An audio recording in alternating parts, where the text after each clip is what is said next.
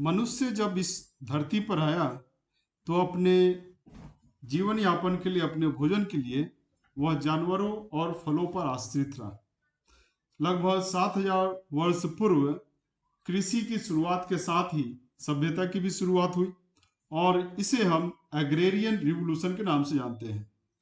फिर मनुष्य उत्पादन के लिए मशीन का इस्तेमाल करने लगा, जिसे इंडस्ट्रियल रिवॉल्यूशन के नाम से जाना जाता है। आज का जो दौर है इसे हम इंफॉर्मेशन रिवॉल्यूशन बोलते हैं, जहां की कंप्यूटर और टेक्नोलॉजी का इस्तेमाल होता है। इस टेक्नोलॉजी के इस्तेमाल ने, इंफॉर्मेशन रिवॉल्यूशन ने पूरी दुनिया को एक गांव के रूप में सीमित कर दिया है।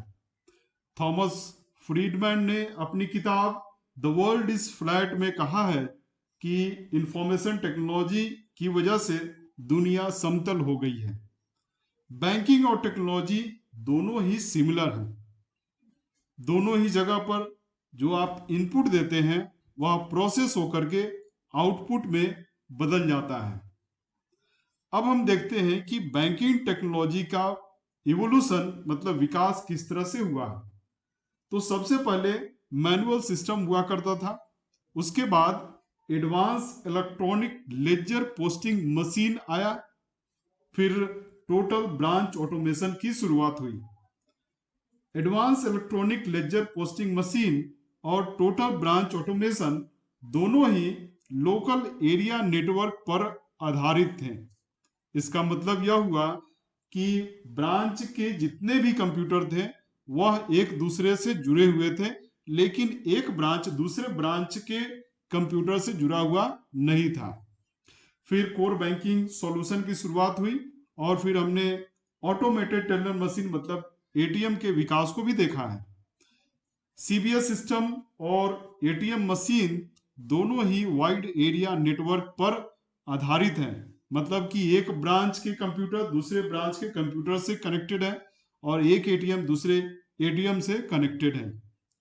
बैंकिंग को टेक्नोलॉजी से अलग करके नहीं देखा जा सकता है, लेकिन टेक्नोलॉजी के कुछ अपने लिमिटेशंस है, जैसे कि ऑब्सिलेंस, मल्टीप्लिसिटी एंड कॉम्प्लेक्सिटी। आज जिस टेक्नोलॉजी का इस्तेमाल हम कर रहे हैं, कल नई टेक्नोलॉजी के आने से यह टेक्नोलॉजी पुरानी हो जाती है और एक ही काम को करने के लिए कई तरह की टेक्नोलॉजी है। साथ ही साथ टेक्नोलॉजी हर किसी के समझ के बाहर भी है। नरसिम्हम कमेटी के रिकमेंडेशन के बाद से लिबरलाइजेशन एरा की शुरुआत हुई, जहां की टेक्नोलॉजी का इस्तेमाल सर्विस इंडस्ट्री में भी होने लगा।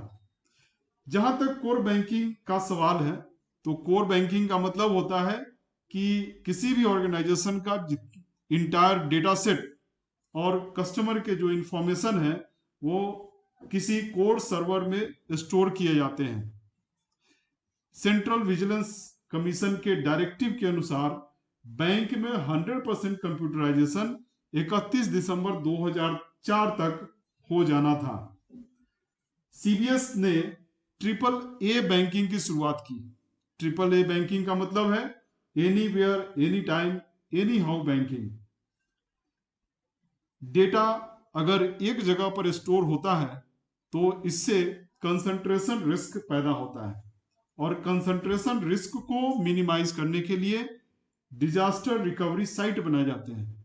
यह disaster recovery site data centre से डिफरेंट सिस्मिक जोन में होते हैं, जिससे कि अनइंटरप्टेड ब्रांच बैंकिंग चलती रहे। डिजास्टर रिकवरी साइट और डेटा सेंटर से ब्रांचेस जुड़ी होती हैं। इसके अलावा सिटी नेटवर्क एग्रीगेशन पॉइंट भी जुड़े होते हैं, जिससे कि ब्रांच बैंकिंग में किसी भी तरह की बाधा उत्पन्न न हो। सीबीएस सिस्टम को आप मैन्युफैक्चरिंग कंपनी के इंटरप्राइज रिसोर्स प्लानिंग से कंपेयर कर सकते हैं। दोनों एक ही समान काम करते हैं। सीबीएस को इंप्लीमेंट करने के 4 स्टेप्स हैं। पहला स्टेप है requirement study and gap analysis. दूसरा है training the user and parameterization. तीसरा स्टेप है यूजर एक्सेप्टेंस टेस्ट और चौथा स्टेप है implementation and maintenance. Thank you.